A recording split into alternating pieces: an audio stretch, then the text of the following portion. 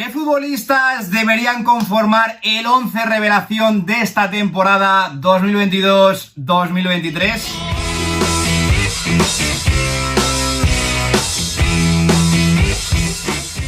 Muy buenos días, chicos, como siempre digo, bienvenidos un día más al canal. Como ocurre cada temporada, siempre irrumpen infinidad de futbolistas que a principios de curso nadie podíamos llegar a intuir que pudiesen dar un rendimiento tan por encima de las expectativas impuestas y que dentro de un concepto bastante amplio y difícil de definir podríamos etiquetarlos bajo el término revelación. Ahora bien, para estrechar un poco el cerco y ponerle más picante al asunto, vamos a establecer dos condiciones básicas para poder aparecer en este 11 que los veteranos del canal ya conocerán de sobra. La primera, solo puede haber futbolistas menores de 25 años en este equipo. Y la segunda es que, como máximo, solo puede aparecer un futbolista por equipo. Así que, una vez aclarado esto, paso a presentaros el que, para mí, ha sido el 11 revelación de esta temporada 2022-2023. Tenemos por aquí en pantalla sobredimensionado nuestro famoso campito sobre el que vamos a empezar a construir este 11, donde yo he planteado un esquema 4-1-3-2 para dibujarlo. Así que vamos a comenzar, lógicamente, en orden por la portería, donde he tenido alguna que otra duda, pero finalmente me he quedado con Gregor Kobel, el portero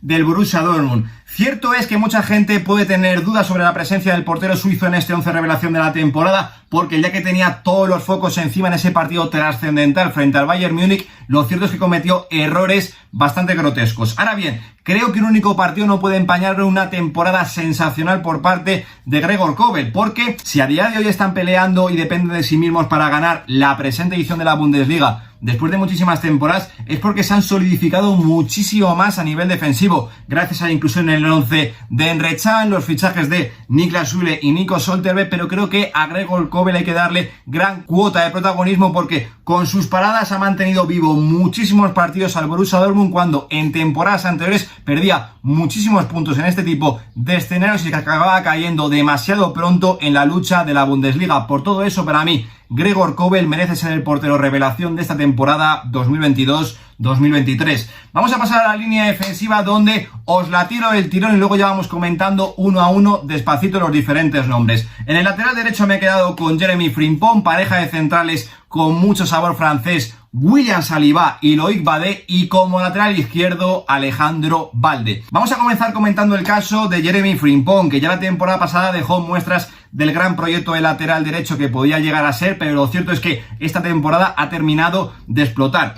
Cierto es que a principio de temporada con Gerardo Seoane el equipo estaba totalmente destruido a nivel defensivo. Él como lateral derecho era un auténtico coladero, pero desde la llegada de Xabi Alonso, que instaló la línea de tres atrás y puso a Jeremy Frimpong como carrilero derecho, se ha convertido en un futbolista determinante para este Bayer Leverkusen y es uno de los máximos argumentos ofensivos de este equipo, junto a Moussa Diaby y Florian Wirtz desde que ha vuelto de lesión. 9 goles y 11 asistencias la presente temporada, una auténtica barbaridad para un chico que sin lugar a dudas es uno de los proyectos más estimulantes de lateral derecho para la próxima década y por el que no creo que tarden en llegar grandes ofertas por parte de los clubes más potentes del continente europeo. En el eje de la zaga nos hemos quedado tanto con William Saliba como con Loic Badé, pero vamos a empezar a comentar el caso de este último porque me parece bastante más destacable. Loic Badé, hay que recordar que a inicio de temporada era un chico que estaba cedido por parte del Reims en el Nottingham Forest y no había tenido ningún minuto en Premier League. Y aún así, Monchi dice, oye, tenemos un problema en el eje de la zaga con la salida de Koundé, de Diego Carlos, los fichajes de Nianzou y Marcao no están funcionando y fue una apuesta personal la de Monchi, la de traerse a un futbolista que, como digo, estaba en el dique seco en el Nottingham Forest y desde que llegó en el mercado de invierno junto a otros fichajes como Pape Gueye o Bryan Gil, lo cierto es que el equipo, más aún con la llegada de José Luis Mendilibar, se ha fortificado muchísimo más a nivel defensivo, ha estado muchísimo más seguro. A partir de ahí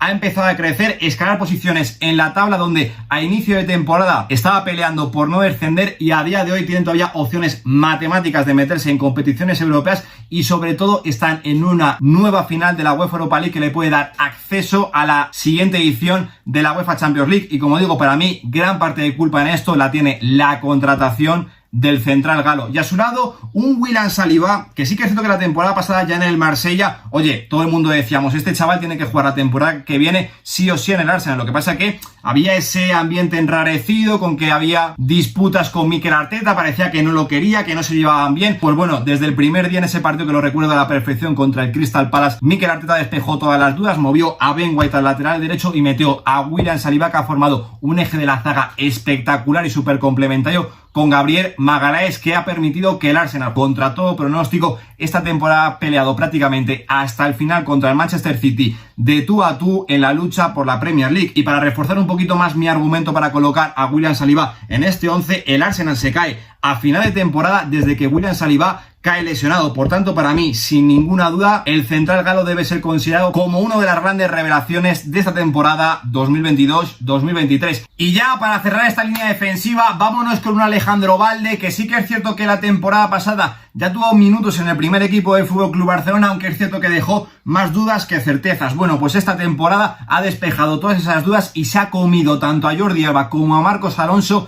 desde el primer día. Ha sido fundamental en este FC Barcelona. De hecho, su rendimiento desde el principio de temporada le valió una convocatoria al Mundial de Qatar, pero sobre todo desde que Xavi Hernández modificó el esquema poniéndole a Gavi por delante en ese falso extremo izquierdo para formar ese cuadrado en el centro del campo, con Koundé cerrando por derecha como lateral bajo para que Alejandro Balde cogiese toda la banda. Ahí este chico se ha convertido en uno de los principales motores ofensivos por banda izquierda de este FC Barcelona, que a día de hoy lo convierten con apenas una temporada en la élite en uno de los mejores futbolistas del mundo en su puesto. Vamos a pasar ahora a la zona del centro del campo, en este rol de pivote más posicional, donde yo finalmente me he quedado con Enzo Fernández. Seguramente por lo que ha hecho en esta segunda parte de temporada en el Chelsea no merezca tanto entrar en este 11. Ahora bien, desde que llega a Benfica procedente de River Plate hasta pasado el Mundial de Qatar, creo que se merece de sobra entrar en este 11. Hay que recordar que, como digo, venía de River Plate, de ser un futbolista importante en el fútbol sudamericano, pero llega a un Benfica donde desde el primer día se convirtió en capitán general en ese centro del campo, en un doble pivote junto a Florentino Luis, y ya digo, en UEFA Champions League sobre todo, fue un futbolista que a mí me dejó completamente impactado. Si a todo esto le sumamos que llegó al Mundial de Qatar, donde se ganó una convocatoria, no sé si contra todo pronóstico, pero donde no parte como un futbolista importante, al final se acabó convirtiendo en capitán general del centro del campo de la selección argentina, que acabó saliendo como campeona del mundo en Qatar y que de hecho le valió su fichaje por el Chelsea a cambio de 120 millones de euros. Insisto, por este segundo tramo de temporada seguramente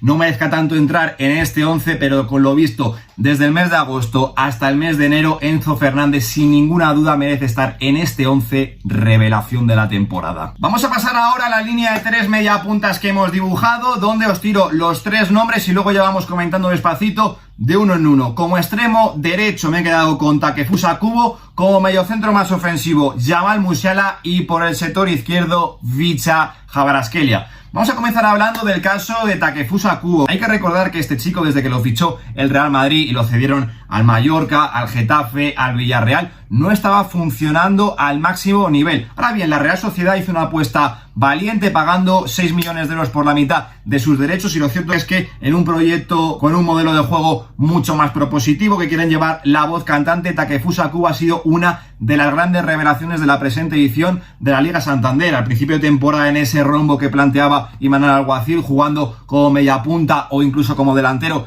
al lado de Alexander Sørloth, y ahora en este segundo tramo de la temporada recuperando el 4-3-3 o el 4-2-3-1, a veces sigue jugando como media punta y otras veces abierto como extremo derecho, donde ahí está siendo tremendamente incisivo. Y eso es lo que precisamente más quiero destacar de Takefusa Kubo, el colmillo que ha ganado, porque ya no son solo las sensaciones que está mostrando, sino que a nivel de cifras, a nivel de producción, está siendo una absoluta pasada, firmando en lo que va de temporada 8 goles y 9 asistencias. Vamos a ver lo que pasa con él el próximo verano. Quizás el Madrid lo quiera repescar, pero lo cierto es que Takefusa Kubo, esta ha sido la primera temporada en la que hemos empezado a ver el potencial del futbolista nipón. El caso de Jamal Musiala sí que es cierto que es un poquito más diferente, porque lo cierto es que el futbolista alemán ya la temporada pasada era un jugador importante en este Bayern Múnich, pero no dejaba de ser suplente. Este año, desde el primer día, fue un futbolista capital como mediapunta en ese 4-2-3-1 un poquito asimétrico que intentaba plantear Julian Nagelsmann firmó un inicio de temporada espectacular, estaba imparable y de hecho en el Mundial de Qatar,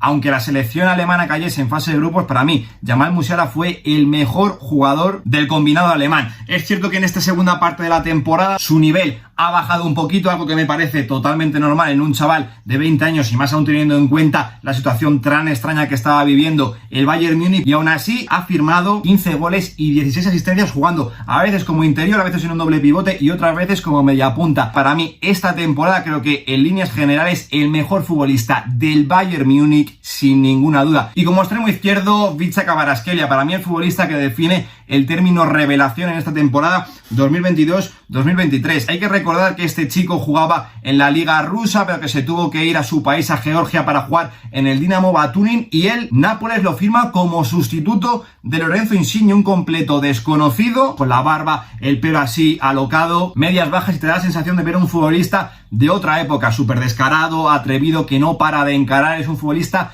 diferente, que al final junto a Víctor Osimhen, con 14 goles y 17 asistencias en su primera temporada en la élite, ha dominado con puño de hierro la Serie A. No ha habido Dios que le haya tosido a este Nápoles, que hace ya bastantes jornadas ha conquistado el título de la Serie A. Para mí el futbolista revelación sin lugar a dudas de esta temporada 2022-2023, Vicha Kvaratskhelia. Y ya para finalizar tenemos una dupla de ataque extremadamente molona, donde me ha costado mucho dejar fuera a Randal Kolo Muani, por eso quiero nombrarlo en este vídeo, pero cómo no colocar en este 11 revelación de la temporada a Julián Álvarez y Gonzalo Ramos. Vamos a comenzar por el caso de Julián Álvarez, porque quizás suscita un poquito más de dudas, porque no deja de ser un suplente en el Manchester City. Ahora bien, vaya suplente, suplentón de lujo, porque en cualquier equipo de Europa sería titular, y en el Manchester City es suplente porque delante tiene a Erling Braut Haaland. Ahora bien, hay que recordar que a principio de temporada se hablaba de que este chico, oye, se va a quedar o no en el Manchester City, se planteaba una cesión para él. Pues bueno, después de todas esas dudas que había a principio de temporada, al final Pep Guardiola se lo quedó y ha acabado convirtiéndose en el jugador